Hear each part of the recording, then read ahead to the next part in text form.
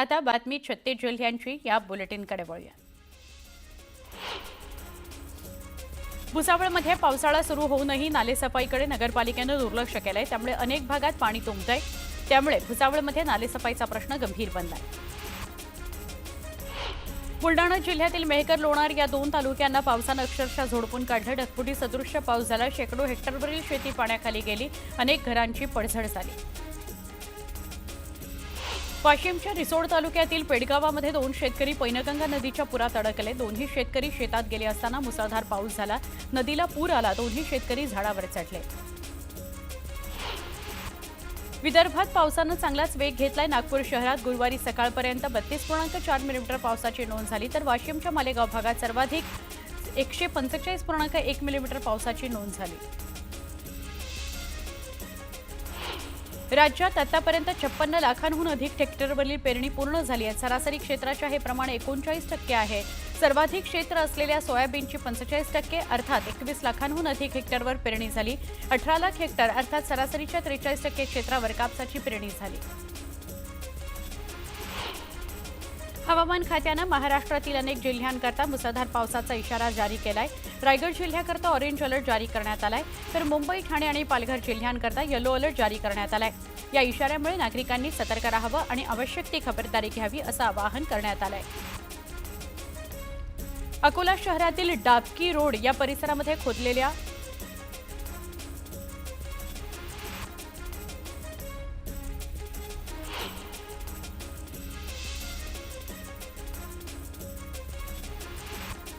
अकोला शहरातील डाबकी रोड परिसरात खोदलेल्या रस्त्यावरील खड्ड्यांमध्ये पाणी साचलं, त्यामुळे वाहन चालकांना खड्ड्यांमधून मार्ग काढताना मोठी कसरत करावी लागली। कोयना धरण परिसरात सध्या पावसाचा जोर मंदावलाय। सध्या धरणात 19,958 क्युसेक पाण्याची आवक सुरू झाली आहे। कोयना धरणामध्ये 44.71 टीएमसी पाणीसाठा जमा झालाय। अकोल्यामध्ये जोरदार पावसाने हजेरी लावली, यामुळे झरंडी या गावात अनेक घरांमध्ये पाणी शिरलं। जनजीवन विस्कळीत झालंय। दरम्यान झरंडीमध्ये आपत्ती व्यवस्थापन पथक सज्ज झालेलं आहे। नंदुरबार जिल्ह्यातल्या अक्कलकुवा तालुक्यातील अतिदुर्गम भागात पावसाची संततधार सुरू आहे। पावसामुळे पिंपळखुटा, जांगठी आणि जांगठी मणिबेली या दरम्यानच्या घाटात अनेक ठिकाणी दरड कोसळली। नांदेड जिल्ह्यात झालेल्या पावसामुळे पैनगंगा नदीवरील सहस्त्रकुंड धबधबा कोसळू लागला, त्यामुळे किनवट तालुक्यातील इस्लामपूर इथं पर्यटकांनी मोठी गर्दी केल्याचं बघायला मिळालं। सिल्लोड शहरासह तालुक्यातील काही भागात जोरदार पाऊस झाला। वैजापूर तालुक्यातील खंडाळा, शिऊर आणि इतर भागात जोरदार पाऊस झाला। वर्ध्यामध्ये वीज पडून 2 तरुणांचा मृत्यू झाला। कारंजा शेतशिवारामध्ये ही घटना घडली। पाऊस आल्यानंतर झाडाखाली आसरा घेत असताना ही दुर्घटना घडली। कोकण किनारपट्टीवर समुद्राला उधाण आलंय। उंच लाटा उसळतायत। समुद्र किनाऱ्यावरील नागरिकांना सतर्कतेचा इशारा दिला गेलाय। वर्ध्याच्या डिगडोह इथं शाळकरी विद्यार्थी पुराच्या पाण्यात अडकला। 3 विद्यार्थी शाळेतून घरी परतत होते। अचानक पुराचं पाणी वाढलं। 3ही विद्यार्थी अडकले। दरम्यान एका विद्यार्थ्याला बाहेर काढण्यात यश आलं। वाशिम जिल्ह्यातील रिसोड तालुक्यामध्ये पैनगंगा नदी क्षेत्रात मुसळधार पाऊस झाला। पावसामुळे पैनगंगा नदीला पूर आला, त्यामुळे सरपखेड, धोडप, बुद्रुक आणि करडा, गोभणी हे दोन्ही मार्ग बंद झाले, त्यामुळे दोन्ही मार्गांवरची वाहतूक ठप्प झाली। वाशिमच्या मालेगाव तालुक्यातील एरंडा गावाला चारही बाजूंनी पुराच्या पाण्याचा वेढा पडला, त्यामुळे एरंडा गावाचा जिल्ह्याशी संपर्क तुटला। रिसोड तालुक्यातील नेतनसा ते डोणगाव हा रस्ता पुराच्या पाण्यामुळे बंद झालेला आहे। वाशिमच्या शिरपूर परिसरातील जानगीर महाराज संस्थान जवळ असलेल्या फरशी नाल्याला पूर आला। पुरामुळे बेलखेड वाशिम हा राज्यमार्ग बंद झाला, त्यामुळे वाशिम आणि शिरपूरकडे जाणारी वाहतूक ठप्प झाली। वर्ध्यात जोरदार पावसाने हजेरी लावली। पावसामुळे नदी नाल्यांना पूर आला। पुराच्या पाणी शेतात शिरलं। शेती खरवडून निघाली, तर यशोदा नदीला आलेल्या पुरामुळे राळेगाव वर्धा राज्य महामार्ग वाहतुकीकरता बंद करण्यात आला।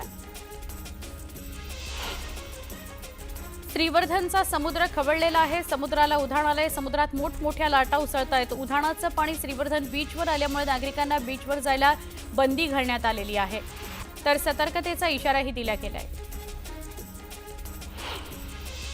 मेहकर तालुक्याला पाण्यानं वेढा घातला, त्यामुळे खामगाव, सिंदखेड राजा, लोणार या तालुक्याशी मेहकर गावाचा संपर्क तुटला। शेतकऱ्यांच्या शेतातील साहित्य वाहून गेल्यामुळे शेतकऱ्यांचं मोठं नुकसान झालं, तर ढगफुटी सदृश्य पावसामुळे जनजीवन विस्कळीत झालं। नंदुरबार जिल्ह्यातल्या अक्कलकुवा तालुक्यातील अतिदुर्गम भागात सलग तिसऱ्या दिवशी पावसानं हजेरी लावली, त्यामुळे डोंगर दऱ्यांमधून येणारे नदी नाले खळबळून वाहत आहेत। पिंपळखुटा भागातील वडफळी नदीच्या पाणी पातळीमध्ये वाढ झाली, पूरस्थिती निर्माण झाली। रत्नागिरी जिल्ह्यातील मंडणगडमधील वेळास बांडकोट हा 6 किलोमीटरचा सागरी मार्ग समुद्री उधाणामुळे उद्ध्वस्त झाला। यामुळे वेळास गावाचा संपर्क तुटला। समुद्राच्या लाटा रस्त्यावर येत असल्याने प्रवाशांना जीव मुठीत घेऊन प्रवास करावा लागला। यवतमाळ जिल्ह्यात जोरदार पावसानं हजेरी लावली। घाटंजी शहरातील इंदिरा आवास भागातील काही घरांमध्ये पावसाचं पाणी शिरलं, त्यामुळे नागरिकांचं मोठं नुकसान झालं। पुण्यामध्ये गेल्या 2 महिन्यांमध्ये 511 मिलीमीटर पावसाची नोंद झाली। यंदाचा मान्सून पुण्यावर मेहरबान असल्याचं बघायला मिळतंय। 2च महिन्यांमध्ये शहरात वर्षाच्या 70 ते 80% सरासरी इतका पाऊस झाला।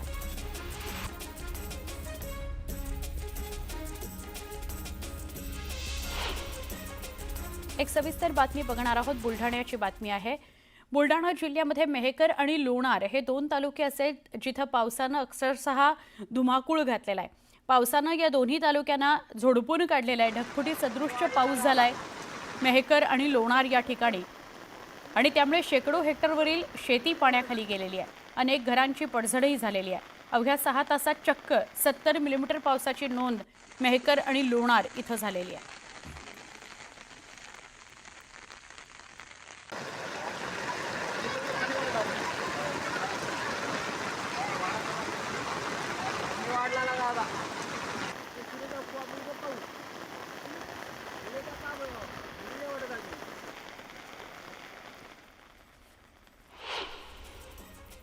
शक्तीपीठ महामार्गाच्या भूसंपादनाकरता राज्य सरकारनं 20,000 कोटी रुपयांची तरतूद करून महामार्ग रेटण्याचा प्रयत्न सुरू केला असतानाच शक्तीपीठ महामार्ग विरोधी संघर्ष समिती आक्रमक झाली।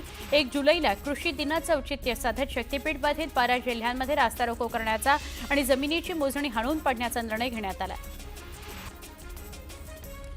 मराठवाडा आणि आणखी काही दुष्काळग्रस्त भागाचे चित्र शक्तीपीठ महामार्गामुळे बदलेल।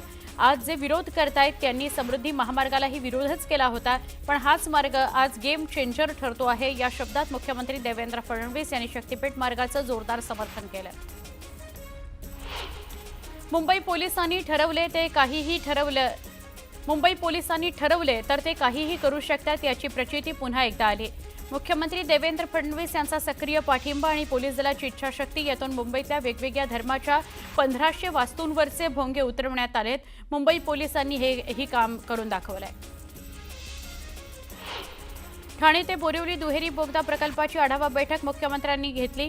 राज्यात यापुढे कुठलाही पायाभूत सोयीसुविधांचा प्रकल्प रखडणार नाही याची दक्षता घेत पुढील 3 वर्षात बोगदा प्रकल्पातील प्रकल्पग्रस्तांचे कायमस्वरूपी पुनर्वसन करावे। दुहेरी बोगदा प्रकल्प डिसेंबर 2028 पर्यंत पूर्ण करण्याच्या सूचना सुद्धा मुख्यमंत्र्यांनी दिल्या। गणेशोत्सवाकरता कोकणात जाणाऱ्या चाकरमान्यांची वाट खडतर झालेली आहे। महामुंबईतून कोकणात जाणाऱ्या सगळ्या रेल्वे गाड्यांचं आरक्षण फुल झालंय। गणपतीकरता गावी जायचं कसं असा प्रश्न त्यांना पडलाय। ट्रेनची ऑनलाईन तिकीटं सुद्धा मिळत नाहीयेत, 3 मिनिटात फुल होत आहेत, तर पुढच्या तासभरात सगळ्या गाड्या रिग्रेट झाल्यानं चाकरमान्यांना वेटिंग तिकीट सुद्धा मिळालं नाही। आषाढी यात्रेच्या कालावधीमध्ये विठ्ठलाच्या दर्शनाकरता येणारे भाविक देवाचा प्रसाद म्हणून मोठ्या श्रद्धेनं मंदिर समितीकडून मिळणारा बुंदीचा लाडू आपल्या गावी घेऊन जात असतात। भक्तांकरता 13,50,000 बुंदीचे लाडू बांधण्यात येत असल्याची माहिती मंदिर समितीचे सहअध्यक्ष यांनी दिली। न्यूज 18 लोकमतनं शहापूर मुरबाड तालुक्यांना जोडणाऱ्या घोरपडी नदीवरील पूल धोकादायक बनल्याची बातमी दाखवली होती। या बातमीची दखल घेत पुलाच्या डागडुजीचं काम सुरू करण्यात आलंय। तुटलेले संरक्षक कठडे बसवण्याचं काम सुरू झालेलं आहे। पाटण तालुक्यातील सडा दाडोली या पठारावर म्हावशी आणि गुजरवाडी या गावचे ग्रामदैवत श्री खंडूआई मंदिरासमोर सुरू केलेल्या बिअर बार बंद करण्याची मागणी करण्यात आली आहे। मल्हारपेठ पोलिसांकडे ग्रामस्थांनी निवेदन दिलं आहे। नंदुरबार जिल्ह्यामध्ये सीएनजी या अपुऱ्या पुरवठ्यामुळे सीएनजी पंपावर वाहनधारकांच्या मोठ्या रांगा लागत आहेत। गेल्या 3 दिवसांपासून जिल्ह्यातील सीएनजी पंपावर अपुरा पुरवठा होतोय। वाहनधारकांना याचा मोठा त्रास सहन करावा लागतोय। जळगाव जिल्ह्यातील वरडी फाट्याजवळ गोवंशांची वाहतूक करणारे 2 वाहन पोलिसांनी पकडले.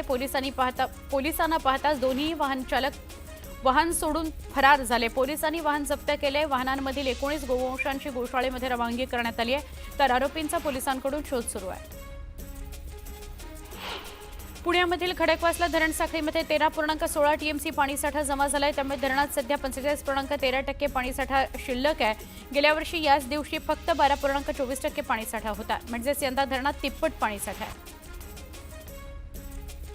उद्धव सेनेचे नेते संजय राऊत यांनी 2023 मध्ये दाखल केलेल्या मानहानी दाव्याप्रकरणी मत्स्य व्यवसाय व बंदर विकास मंत्री नितेश राणे यांच्या विरोधात माझगाव न्यायालयानं अजामीनपात्र वॉरंट जारी केलेलं आहे.